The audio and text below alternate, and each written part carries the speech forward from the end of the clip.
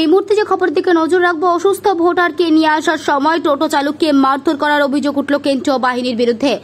40/12 কৃষ্ণবাটি কেন্দ্রের ঘটনা। রিয়াজুল সরকার নামে এক টোটো চালককে মারধর করার অভিযোগ উঠেছে কেন্দ্রীয় বাহিনীর বিরুদ্ধে। অভিযোগ তুললেন বালুরঘাট লোকসভা কেন্দ্রের তৃণমূল প্রার্থী বিপ্লব মিত্র।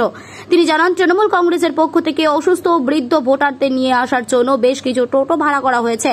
সেই টোটোতেই এক অসুস্থ ভোটারকে নিয়ে আসা হয়েছিল রিয়াজুল সরকার নামে ওই টোটো চালক। সেই সময় কেন্দ্রীয় বাহিনী তাকে মারধর করে, এমনকি তার মোবাইল পর্যন্ত ভেঙে দেয় বলে অভিযোগ তুলেছে মন্ত্রী তথা তৃণমূল প্রার্থী বিপ্লব মিত্র। এই বিষয়টি অভিযোগ করা হয়েছে। দেখুন বিস্তারিত। ব্যুরো রিপোর্ট, চ্যানেল 24 নাও, সত্য কথা সবার আগে। দেখুন, একটা আজকে ভোর রাত্রে বালুরঘাটে এই ধরনের একটা আমার নাম দিয়ে একটা এই স্টেটমেন্ট লিফলেট আকারে বের করে দেওয়া হয়েছে বিজেপি দলের পক্ষ থেকে। এবং সেখানটায় এটা বলা হয়েছে যে আমি স্টেটমেন্ট দিয়ে বলছি যে আমি দাঁড়াতে চাইনি, আমাকে অনিচ্ছাকৃতভাবেও দাঁড়াতে হয়েছে পার্টির চাপে। এবং হচ্ছে এখানটায় যেরকম পরিস্থিতি হচ্ছে তাকে, তারপরে অনেক এই ছেলে মেয়ের চাকরি ফাকরি চলে গেছে হাইকোর্টের রায়ে, এইসব ব্যাপারগুলো জন্য মাথায় হেড হয়ে যাচ্ছে আমার।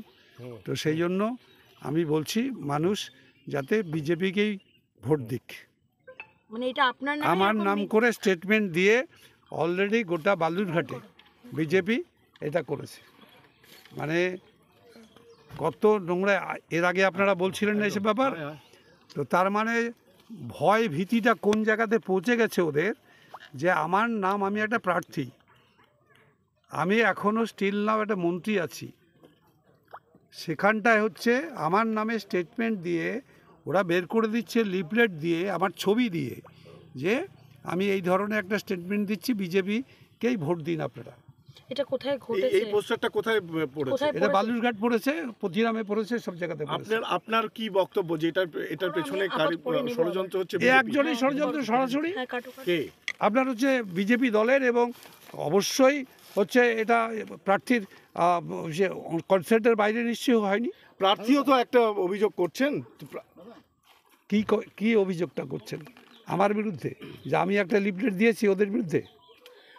সুকান্ত বাবু অভিযোগ করছেন যে আপনার তৃণমূল কংগ্রেসের কর্মীরা ভোটারদের প্রভাবিত করছেন, বুথের বাইরে তারা জমায়েত করছেন, জটলা করছেন, এই অভিযোগ তিনি করেছেন। আপনি তো এখানটায় আমার সঙ্গে ঘুরে আসলেন কতগুলো বুথে, আমরা বুথের উপর দিয়ে আসলাম কয়েকটা।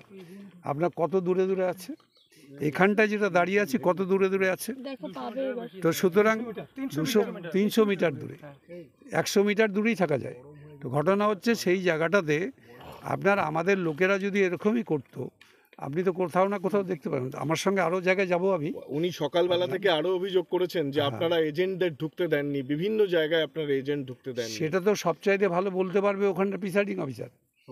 প্রিসাইডিং অফিসারদের কাছ থেকে আপনারাই আপনার স্টেটমেন্ট নিয়ে নিতে পারবেন যে কোথাও কোনো অন্য কোনো দলের কাউকে বের করে দেওয়া হয়েছে কিনা, জোর জুলুম করা হয়েছে কিনা, কোনো ঘটনা ঘটেছে কিনা। কারণ সব জায়গাতেই তো সেন্ট্রাল ফোর্স আছে, তাহলে তো সেন্ট্রাল ফোর্স সঙ্গে সঙ্গে সেটাতে আপত্তি জানাবে। তো সেই ধরনের কোনো ঘটনা আছে কিনা দেখুন। আমি তো আপনাদের কাছেই প্রথম শুনলাম যে এই ঘটনাটা কোথাও। নির্বাচন কমিশন নির্বাচন কমিশন এই ঘটনায় রিপোর্ট নির্বাচন কমিশন সামগ্রিকভাবে কিন্তু এই যে বুথে ঢুকতে না দেওয়া এবং এই সমস্ত বিষয় নিয়ে অভিযোগ করেছেন। না, সেটা নির্বাচন কমিশন তো রিপোর্ট তলব করাই উচিত যদি এই ধরনের ঘটনা ঘটে থাকে কোথাও।